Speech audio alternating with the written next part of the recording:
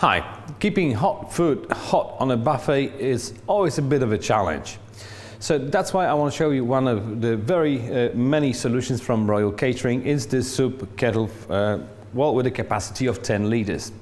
So at a first glance, as you can see, it is finished with a black coating. Of course, it's powder coating. It looks kind of nice, very slick, with a stainless steel cover that is removable, which is important because the whole thing, the whole device is very easy to reassemble. Of course, it works as a bain-marie. But let me show you a couple of cool features. First, the lid. It's such a simple thing, but it's very well thought. So first of all, you can hinge it upwards. So when the device is operating, you have some hot liquid inside. You have a ladle. So first there's a notch leaving space for that ladle handle. And of course you can hinge it upwards like that, so all the condensation will drip back into the soup container.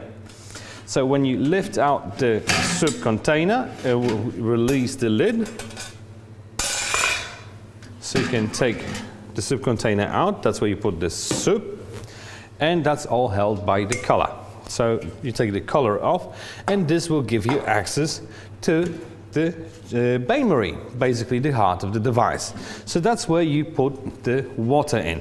I don't know if you can see it, but there's a marking on the side, right there, pressed to the middle, of how much water should be inside. And talking about the water, well, it's actually a very safe way to keep things hot for a prolonged time because, the heating element gives the heat to the water and the water heats the soup container. So there's no risk of burning. However, you need to check the water level quite frequently.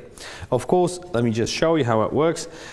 If you put the water in, the soup container will produce a kind of seal, but it is not rubberized or anything.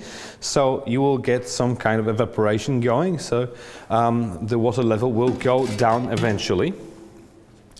When it's completely evaporated and it's still on, the device has a safety feature, so it will trip the safety in order to protect the whole mechanism from overheating, from permanent damage.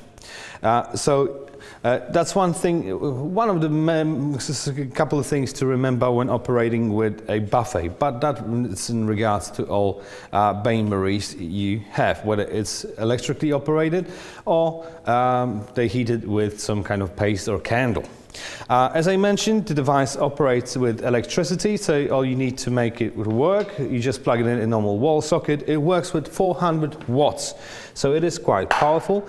But there's one thing to remember: this device is not for cooking. It's merely to keep the right temperature, the hot food at the right temperature for a long time.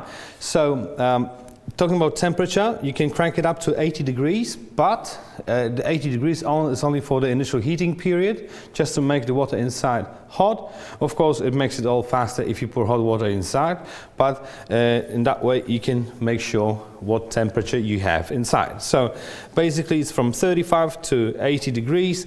You probably end up using around 50 to 70 degrees anyway. So that's where any soup should be, somewhere around that. But let me just show you how it works. Basically, I already prepared an example. I have a soup kettle already going. It's on 55 degrees. So you just pop up the lid.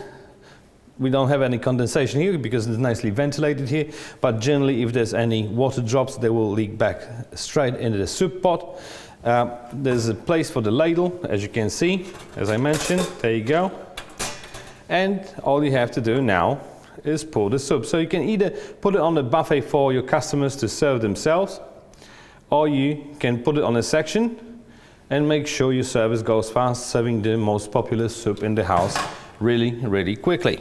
All right, a bit of a garnish on top. It's tomato soup, so it goes really nice with some basil leaves. There you go.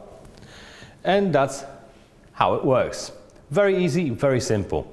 So just go and have a look at the website, check it out. I thank you guys very much for watching, and I see you next time.